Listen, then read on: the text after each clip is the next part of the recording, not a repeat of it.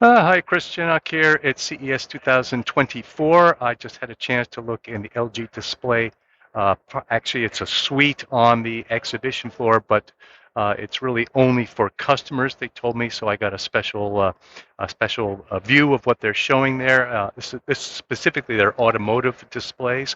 I wasn't allowed to take any photos or videos, so I'll just try and give you a quick summary here. The first thing they talked about was a trend they want to call screenification, what I love, great term. So this features both a 12-inch plastic OLED display, OLED display in front of the driver, as well as a 34-inch center console display, which stretches out to the right side. Both of these are, as I say, OLED, plastic OLED, and they were showing off their privacy film in this. So this is a way to block the view of the right side of the screen from the driver. The specification I was told is it has to be less than 1% of luminance within a 30-degree angle, and they clearly showed that. The innovation that they're demonstrating this year, last year that privacy screen was kind of fixed in its position. This year you can move the window where that privacy screen is implemented. And that was important because on the far right-hand side of that screen, they were showing the image from the side view mirror. So before that would have been blocked when you put the privacy screen on. Now you can move that blocking section and unveil that image from the side view mirror. So that was pretty cool.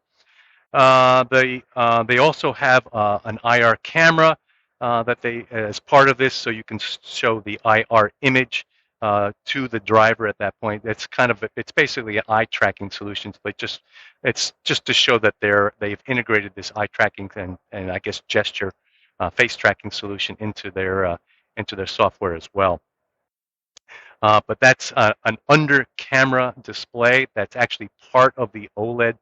The 12-inch OLED display, it's 35% transmission in a little window there. I looked for that part of the screen, couldn't detect where that lower transmission area was, so they've done a good job with that. In the back of that demo was a folding screen for the passengers. This is basically a foldable laptop OLED display without the laptop components, so you can the kids or whomever can be entertained back there. It can be in both landscape or portrait mode, which is kind of nice, and it folds up nicely for storage.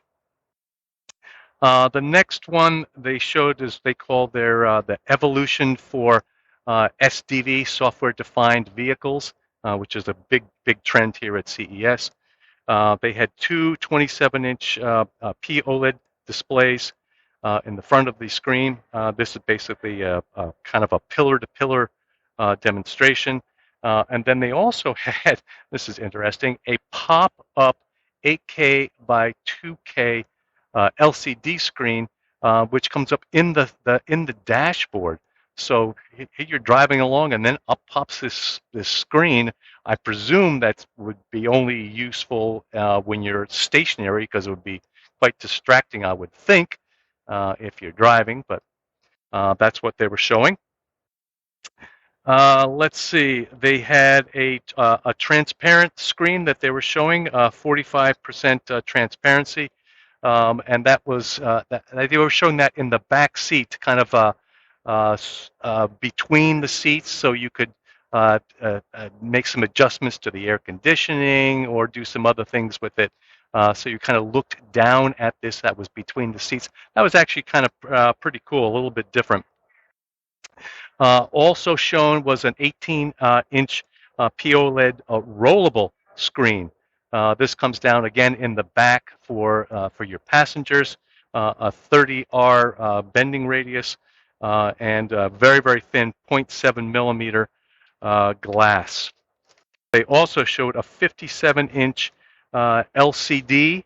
Now this is a full pillar-to-pillar display spanning the entire front console. This is mini LED based. All these displays look fantastic, by the way. And finally, they were showing a prototype of a 28-inch OLED, which has wood grain simulation on top of it. It's a film they put over the OLED display. It had nice texture. You can run your hand over it. It has nice texture. So it actually looked very, very nice as well. And finally, a 32-inch 8K by 2K OLED display, also a rollable version, a 30 millimeter radius for that.